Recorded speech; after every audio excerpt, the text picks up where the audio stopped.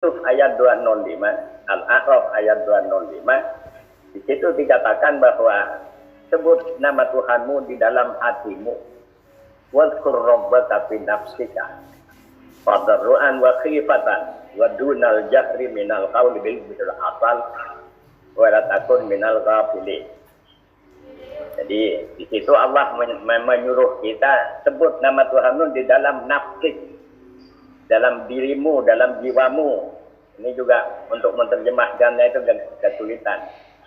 Karena kata nafs sendiri di surat 7 ayat 205 itu, kata nafs atau dalam jamaknya adalah anfus, anfusihim, anfusahum dan sebagainya. Jadi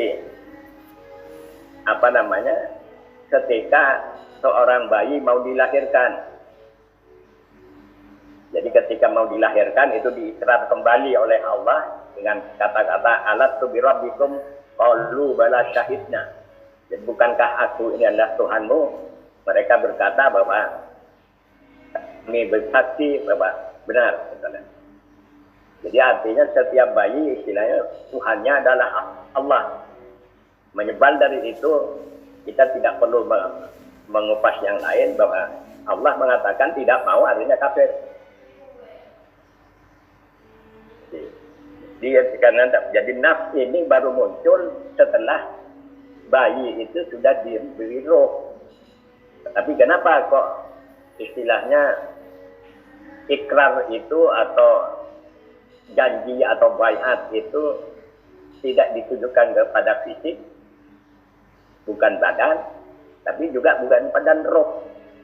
Sehingga saya menerjemahkan bahwa nafs itu adalah gabungan antara atau persatuan antara jasad dengan roh. Muncullah kata-kata nafs, dan sekaligus nafs ini juga meliputi seluruh badan. Kalau di ilmu jiwa kedokteran dikatakan bahwa jiwa itu punya anggota-anggota sebagaimana badan biasa.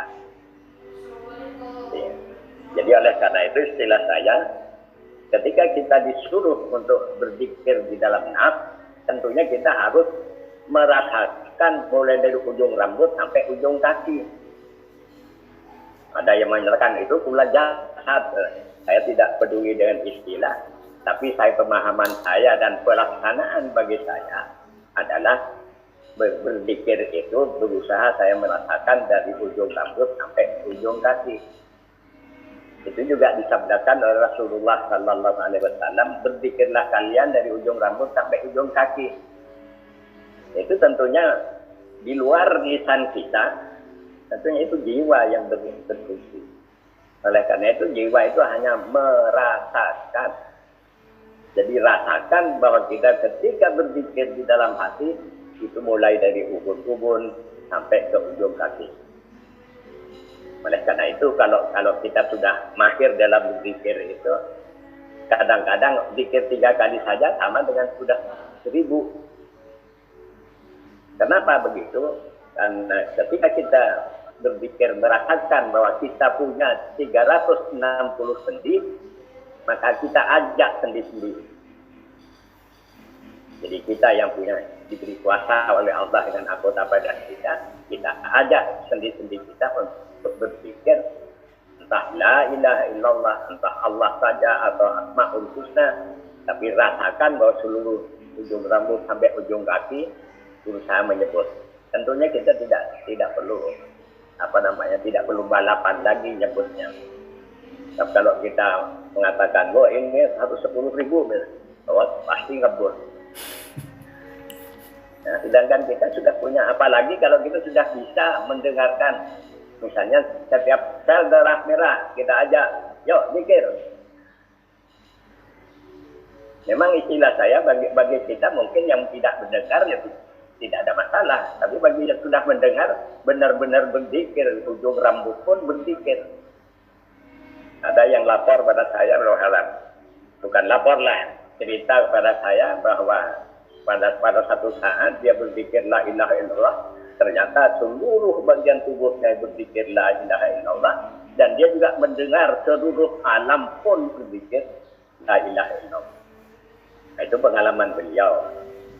sedangkan yang saya alami, istilah saya cuma menyebut Allah, Allah, Allah. Jadi istilahnya hanya kadang-kadang ya tasbih. Lalu saya bisa menerima karena apa? Seluruh alam itulah makhluk Allah. Dan setiap makhluk Allah di 7 langit dan bumi itu pasti bertasbih. Tapi kamu tidak tahu tasbih mereka. Surat 17 ayat 44.